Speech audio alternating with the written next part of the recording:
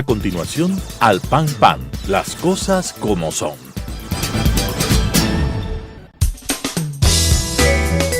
Clasificación B, bajo supervisión de un adulto.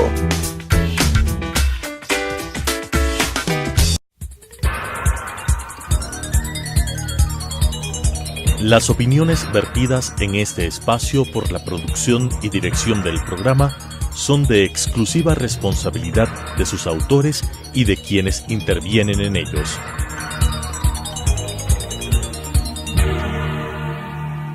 Telesucesos Canal 29 UHF presenta Al Pan Pan, las cosas como son.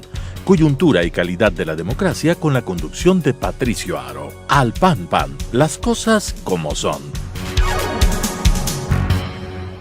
Cordiales saludos a la gran audiencia de Telesucesos Canal 29, el canal diferente. Estos saludos recíbanlos a nombre de César Ulloa, Cleber Herrera y su servidor Patricio Aro, con el reconocimiento y el agradecimiento a nuestra gran audiencia que nos sigue semana a semana a decir las cosas como son. En este tiempo de campaña electoral por los gobiernos autónomos descentralizados y especialmente a la alcaldía de la ciudad de Quito, seguiremos tratando el tema de los planes de gobierno de los diferentes candidatos y también trataremos de los problemas de la ciudad. En esta oportunidad anunciamos que invitaremos en los próximos programas a los candidatos que acepten nuestra invitación a participar con nosotros y a decir sus propuestas como son. César, Cleber, bienvenidos, muchas gracias. Muchas gracias, Patricio. Creo que una de las cosas que siguen siendo una asignatura pendiente dentro de los planes de campaña de los candidatos, a excepción de muy pocos, es convertir a Quito en la capital anticorrupción. Y yo quiero poner énfasis en este sentido que si bien la lucha contra la corrupción no es exclusiva de ningún lugar, de ninguna persona, de ninguna institución, sería muy interesante que Quito, en la coyuntura que atraviesa el país de crisis institucional, de fragilidad en el tema económico, de todo lo que tiene que ver con la incapacidad que han demostrado los partidos en lograr un sistema de partidos, la nueva administración municipal embandere una propuesta anticorrupción potente. Uno de los temas que yo quiero poner en el tapete de discusión tiene que ver con los nombres y el tipo de formación política de los candidatos. Más que el tipo de formación, con la militancia, con la adhesión política de los candidatos. Revisando los nombres de los 18 postulantes, podemos ver que ninguno de ellos tiene una militancia disciplinada en las organizaciones políticas que hoy les están postulando a la alcaldía de Quito. Para hablar en términos sencillos, ninguno de ellos viene de procesos de formación ideológica, política, es decir, militancia de cantera de años. Podemos ver que en su gran mayoría son nombres prestados que adhirieron a una organización política que les está posibilitando participar como candidatos para este proceso electoral, y eso de hecho ya es complicado. Es complicado, y no solamente en la alcaldía de Quito, la ideología, la formación política se ha perdido, se ha desvanecido en el país. Sigue siendo la política, las campañas electorales y la aspiración a diferentes autoridades por elección popular siguen siendo aspiraciones de tipo económica, de tipo populista, de tipo que busca ganar otros tipos de intereses menos el servicio a través de una ideología, de una formación política. Eso sucede en todo lado y en todo el país. Bueno, siguiendo el guión en términos del razonamiento que hace Cleber y el tuyo, Patricio, sin apartarnos del tema de la lucha contra la corrupción, porque también es ser corrupto, ¿sí?, postular un cargo que no se está preparado, Cleber. ¿Es corrupción? Es corrupción y es agresión, es una forma de violencia prestar el nombre cuando no se tiene las credenciales profesionales, la experticia ni la ética. Entonces, una forma de corrupción. Pero yo creo que hay un tema pendiente en cuanto a la administración del Cabildo, y es que ninguno de los alcaldes anteriores, ni Rodas ni Barrera, han hecho algo que es clave, y yo creo que esto debe ser prioritario para la persona que gane la alcaldía de Quito, y es la fiscalización de los anteriores periodos. Creo que no ha habido tal fiscalización. Entonces yo creo que la gente debe exigir una rendición de cuentas clara, transparente, contundente, en la cual, a través de exámenes especiales, no solo de Contraloría, sino, quién sabe, de una serie de auditoras externas, se diga qué ha pasado con el dinero que recibe la capital. Son 1.500 millones de dólares anuales, ese es el presupuesto de Quito. Más de un candidato está haciendo como de caballo de batalla en la fiscalización de las alcaldías anteriores, y especialmente se habla del aeropuerto y la construcción del aeropuerto de Quito por atacarle a un candidato que está llevando realmente una ventaja significativa en las encuestas, considerando que hay un alto porcentaje de indecisos. Pero el tema de construcción del aeropuerto de Quito sí quisiera topar en un momento determinado, ojalá en este programa, porque yo fui parte involucrada en ese proceso de control y de fiscalización en la construcción del proyecto.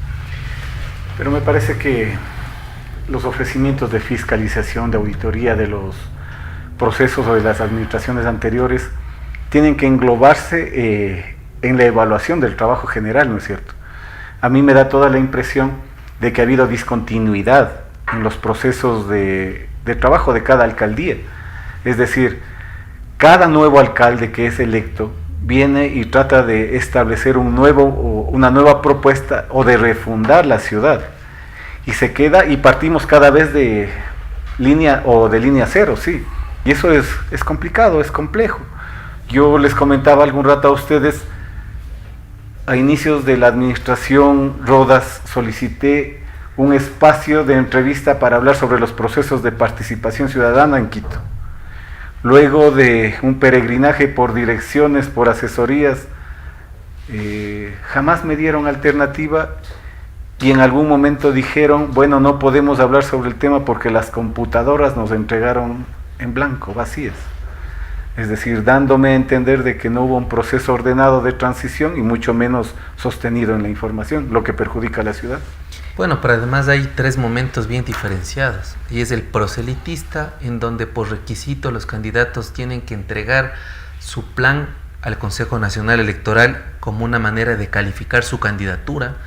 Un segundo momento es cuando ya comienzan a ejercer la administración de la cosa pública en términos de ciudad, y la tercera, efectivamente, que se ejecuta. Y yo creo que ya la ejecución es bastante distinta al ofrecimiento y a los planes que cada cual quiere. Hay una distancia enorme. Pero finalmente sí, no hay una evaluación de los planes del trabajo. Y eso es una tarea del Consejo Nacional Electoral, porque es legal. El artículo 97 de la ley del Código de la Democracia establece claramente que los candidatos a las diferentes dignidades deben presentar su plan de trabajo. Y claro, para cumplir ese requisito presentan a alguien una hoja con un objetivo y algunas tareitas por ahí. Entonces ese no es un plan de trabajo y lamentablemente no se está evaluando adecuadamente. Entonces es un proceso que no se está cumpliendo para complementar un servicio a la ciudad y atender a la dignidad que uno está postulando.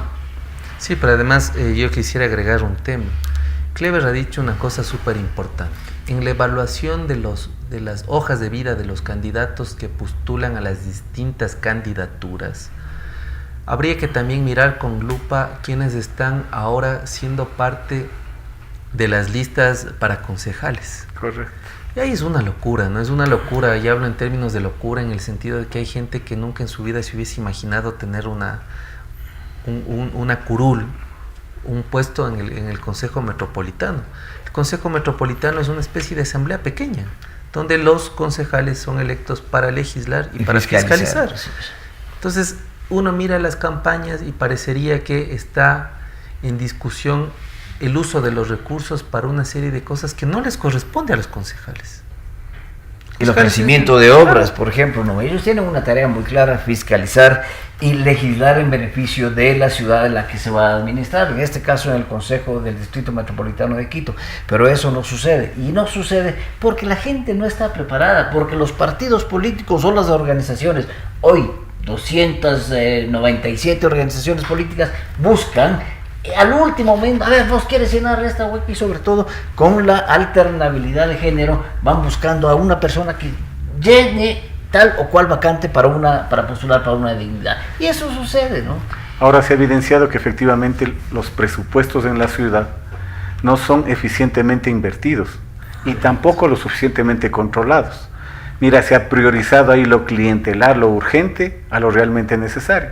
Ahora hemos visto en la ciudad, por ejemplo, el florecimiento de las canchas de fútbol sintéticas, mientras hay un declive total en los procesos de recolección de basura, ¿no es cierto? Hay un dato, se habla que alrededor del 40% de las 2.000 toneladas de basura que produce Quito diariamente está integrada al sistema mecanizado de recolección. Son 2.000 toneladas diarias de basura que hemos tenido problemas y que hemos enfrentado los quiteños en el proceso de recolección. Y ese mismo 40% de la basura es material reciclable. Si existiese un programa adecuado de reciclaje y con una recolección específica de reciclaje, eso se podría superar fácilmente. Es decir, el 40% del problema de recolección de basura se solucionaría con un buen programa de reciclaje. Ahora, Patricio, yo creo que estos problemas de la basura, de la proliferación de una serie de propuestas sin sentido, deberían ser debatidas. Hay legislaciones en el mundo que obligan a los candidatos a que debatan, y yo creo que estas elecciones brillan por el no debate. Además que la complejidad de tener a 18 postulantes, lo que ha convertido son en espacios de promoción bastante efímera y coyuntural. A mí me llama la atención en el país, no quiero referirme a Quito, sino en el país, que ha cogido la moda de aconsejar a los candidatos, entre comillas, más opcionados para que no hablen, para que no debatan, para que estén mudos. Entonces a mí me parece eso complicado, porque la gente lo que quiere es efectivamente, el candidato más opcionado es el que más responsabilidad tiene de hablar, no de atrincherarse. Entonces aquí me parece que hay un tema complicado, y hacer un llamado, una invitación para que los candidatos debatan. ¿Por qué no debaten? El problema en Quito y en otras ciudades es precisamente el número de candidatos. ¿Cómo organizar un debate frente a 18 candidatos? Bueno, los más opcionados. ¿Quiénes son 3, 4 más opcionados? Pero ¿quiénes son los más opcionados? No, frente a una indecisión tan alta, los indecisos deberían estar ocupando el primer lugar para debatir. Pues entonces, definitivamente, es esa proliferación de candidatos lo que impide y lo que ha dificultado el proceso electoral, lo que está dificultando también que los ciudadanos sepamos cuál es el mejor candidato, al igual que se está presentando también en la designación o en la elección de los 7 miembros del Consejo de Participación Social y Control. Entonces, eso definitivamente, ese número enorme de candidatos ha dificultado seriamente la decisión ciudadana para elegir bien. Bueno, al margen de los problemas logísticos y operativos que esto pueda provocar, efectivamente 18 candidatos, si les das 10 minutos de intervención inicial ya son 3 horas. Claro. Entonces es complejo. Habría que buscar la manera más adecuada para que ese debate, la exposición de ideas, de propuestas, de planes de trabajo se la haga. O sea, sin eso es bien complicado que la ciudadanía pueda optar. Y de ahí me parece que surge mucho aquella alta indecisión en la ciudad de Quito. Ahora, Clever, en algunos espacios yo he venido sugiriendo lo siguiente, y es que de cara a las elecciones de cualquier proceso, sería la academia o las universidades a través de centros de investigación que podrían hacer encuestas sin sesgo. Es decir, un consejo universitario politécnico que haga estudios, porque indudablemente muchas de las encuestadoras que nos dan el termómetro de la opinión pública tienen contradicciones en los resultados, pero si tendríamos un organismo, un colegiado independiente, que nos dé un termómetro cada determinado tiempo de cómo están las encuestas, podríamos tener una radiografía de quiénes podrían ser los que debaten, por ejemplo. Sí, pero más allá del análisis de las encuestas o de analizar encuestas de intención de voto especialmente, deberían analizarse los planes de gobierno, estos centros académicos de cada uno de los candidatos. Este plan de gobierno, el candidato A dice esto, en contra de lo que dice el candidato B, C, D. Entonces, ahí podría darse una opinión más certera de los problemas y de las soluciones que presentan los candidatos a la alcaldía de la ciudad de Quito y a las otras dignidades de elección. Pero más que la propia academia, me parece que los partidos políticos tienen que jugar su propio rol. Claro. O sea, ¿a quién más le interesa que transmitir su propuesta y ganar adhesión, simpatía, incluso nuevos militantes, sino a los partidos políticos? O sea, los partidos tienen la responsabilidad también de buscar los mecanismos, las formas de llegar a la ciudadanía con sus propuestas. O sea, más allá de el baile, la fiesta, el partido de Coabole, ¿no es cierto? O sea, estamos en un momento crítico, en un momento en el que la política está desprestigiada y los partidos poco hacen para recuperar ese espacio para la práctica política. Y no solamente la recuperación de la práctica política, sino de la honestidad política. Los candidatos no están siendo honestos con sus electores, no están siendo honestos con los territorios a donde ellos van a los que ellos van a administrar. Entonces esa falta de honestidad, esa falta de sinceridad con los electores, con los votantes, deja mucho que desear. Yo creo que, Patricio, hay un tema que hemos venido hablando desde algunos programas anteriores, y es qué tipo de ciudad proponen los candidatos. Quito debe convertirse en un epicentro turístico cultural o turístico religioso cultural. Quito debe convertirse en un epicentro académico de desarrollo, de convención, de visitas, de intercambio de grandes intelectuales, pensadores en Ecuador, en América Latina. Quito puede convertirse en una gran sede de feria del libro a nivel continental. O sea, ¿qué se quiere de Quito? ¿O simplemente los planes van a resolver coyunturalmente algunos problemas, como tapar los baches, como un bacheo, ¿no? ¿Qué se quiere de Quito? Es evidente que no hay una estrategia de crecimiento que se anticipe a los problemas. Hay posturas reactivas ante los problemas que las grandes ciudades como Quito van teniendo o problemas que van apareciendo. En estos días el gobierno habla de que serán despedidos de las empresas públicas alrededor de 3.500, casi 4.000 empleados públicos. Yo te aseguro que muchos de ellos están en Quito. Claro, Eso claro. provocará que los índices de desempleo o subempleo en la ciudad suban, se eleven. Ocasionará problemas para el desarrollo económico de la ciudad. Sin embargo, mira, en ese momento de la discusión, no se le invita al alcalde de la ciudad. O sea, no se les invita, o sea, no se dialoga sobre este tema con el Consejo Metropolitano, que va a ser el que va a tener que afrontar este problema, por ejemplo. Muchos de los candidatos apuestan ya al turismo, pero en realidad Quito debería ser una ciudad turística y explotada adecuadamente sería una extraordinaria fuente de trabajo para la gran mayoría de los quiteños. Sin embargo, hace pocos días fue asesinado con 15 puñaladas un turista ruso en un área turística de la ciudad, pero el alcalde de la ciudad no ha salido a decir absolutamente nada. El Consejo no se ha pronunciado frente a un problema que afectó gravísimamente el turismo europeo, especialmente a la ciudad. Inmediatamente después del asesinato de ese turista ruso, la embajada de Rusia comunicó ya que a sus ciudadanos que tengan mucho cuidado y que eviten llegar a la ciudad de Quito. Entonces esas afectaciones deben ser tratadas primero por hoy quién es el personero municipal y segundo por quiénes son los candidatos, cómo solucionar un problema de inseguridad que afecta gravemente al turismo. O sea, lamentablemente en una sociedad donde la política toca hipersensibilidades, después de algún comentario que hagamos, indudablemente algunos candidatos o funcionarios se sentirán dolidos y ni siquiera nos regresarán a ver. Pues claro, el problema es que Quito tuvo 2 alcaldes pésimos.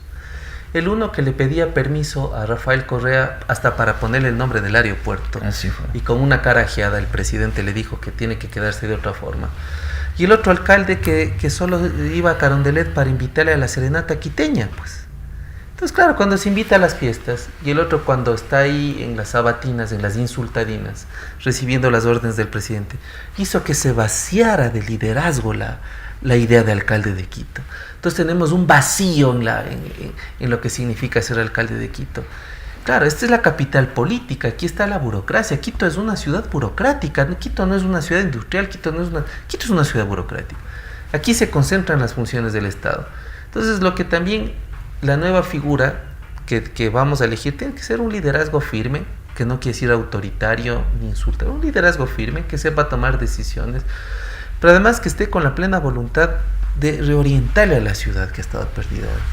Y que le reubique a la ciudad de Quito en el ámbito internacional, primero en el ámbito nacional y segundo en el ámbito internacional. Quito tenía un prestigio como el primer centro histórico perfectamente manejado, y después de haber sido declarado Patrimonio Cultural de la Humanidad, Quito ocupó un espacio en el mundo que se ha ido perdiendo y se ha ido desvaneciendo precisamente por las razones que decía César. O sea, es evidente que las administraciones municipales no han logrado trascender su propio periodo de gobierno local. Hasta ahí han llegado. Y lo que han hecho es pasar para el gobierno próximo, para el gobierno local, municipal próximo, los problemas que tiene la ciudad. Más allá de 1 o 2 golpes de efectos de esos que tratan de que la administración municipal no se vaya a pique, no hemos visto grandes cosas en la ciudad en las últimas administraciones, y efectivamente eso provoca ahora un gran problema para aquel que salga elegido alcalde. Un indicador preciso es que ninguno de los 2 alcaldes fue reelecto. Barrera pierde estrepitosamente las elecciones, y el señor Rodas, como ya sabía la paliza electoral que iba a recibir, mejor dijo, les dejo el bulto, allá, cada cual que se haga cargo. Entonces es un problema complicado. Ahora, ya topamos en este espacio también la composición del Consejo. El Consejo Capitalino juega un rol muy importante en la gobernabilidad de la ciudad, y al tener 18 listas de potenciales concejales, va a ser un consejo sumamente amplio, diferente, heterogéneo, y va a crear problemas de gobernabilidad. También le va a crear al propio alcalde problemas de gobernabilidad. Entonces se va a necesitar una renegociación, una negociación política, en donde entran y llegan los amarres de siempre, los acuerdos, los tomas y diretes. Él toma esta administración y dame gobernabilidad, lo que está pasando en el actual gobierno de la ciudad. Yo no me arriesgaría a hacer una evaluación de esa naturaleza ahora. Me parece que es necesario ver un poco más adelante cómo se va desarrollando la campaña electoral, porque ese número de indecisos, de electores indecisos, todavía no marcan una tendencia desde mi punto de vista de cómo va a estar compuesto el Consejo Municipal. Habría que esperar más adelante. Sin embargo, mira, hay elementos como estos que me parecen son importantes tenerlos, ¿no? Quito ahora es la ciudad más poblada del Ecuador, terminó el 2018 con un número de habitantes que está mayor a Guayaquil. En el 2019 está previsto que eso se mantenga. Quito es la ciudad que más paga en impuestos, que más contribuye al erario nacional. Y que más recibe. Y que más recibe también, sí. Claro. Quito concentra un importante número de migración interna que es necesario atender. Entonces los servicios básicos tienen que tener una planificación para ese nivel de crecimiento de la ciudad. Y me parece que hasta ahora no se escucha una propuesta en serio de cómo atender eso. A esos problemas, Clever, yo sumaría otra de las cosas que complejizan la administración de quién va a ser el alcalde, y la una es que Quito está entre las ciudades más contaminadas de América Latina, es decir, tampoco hay un adecuado manejo de política pública en términos medioambientales. La segunda cosa compleja es que, claro, tú has dicho una frase que yo he puesto entre comillas: no hay estrategia que se anticipe a los problemas. Claro, Quito no tiene un plan de transporte adecuado, y eso ha hecho que colapse el sistema de tránsito. Uno de los problemas también complejos es el incremento de las distintas formas de violencias, ¿no? O sea, vivimos una ciudad intolerante, cada vez contaminada por este sentido autoritario de resolver o de procesar los conflictos. Y hay un tema también complejo. Quito sigue siendo una ciudad muy adultocéntrica. No hay una política para jóvenes ni tampoco para niños. No hay un plan integral serio para el tratamiento de aguas servidas. Los quiteños seguimos pasando por Quito y vemos que tenemos el Machangar ahí, y nos hemos acostumbrado a que ese sea el desfogue natural de las aguas servidas. Pero sin embargo, de que ha habido ofrecimientos, no ha habido un plan para recuperar. Sí, no solamente un plan para recuperar, sino una campaña para recuperar, porque no solamente el alcalde es el responsable de luchar contra la contaminación, todos somos responsables. Es decir, dejar de botar la basura en los sumideros, dejar de botar la basura en los ríos, dejar de botar la basura en la calle, no crear y generar ese conflicto de tránsito al utilizar el vehículo una sola persona.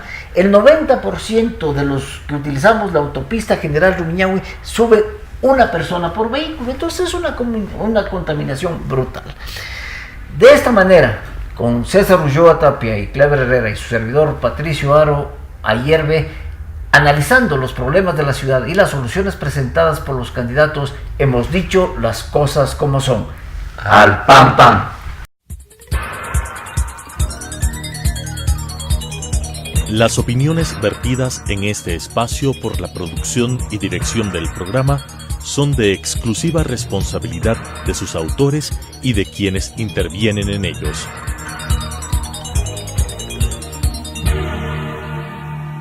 Telesucesos Canal 29 UHF presentó Al Pan Pan, las cosas como son. Coyuntura y calidad de la democracia con la conducción de Patricio Aro. Al Pan Pan, las cosas como son.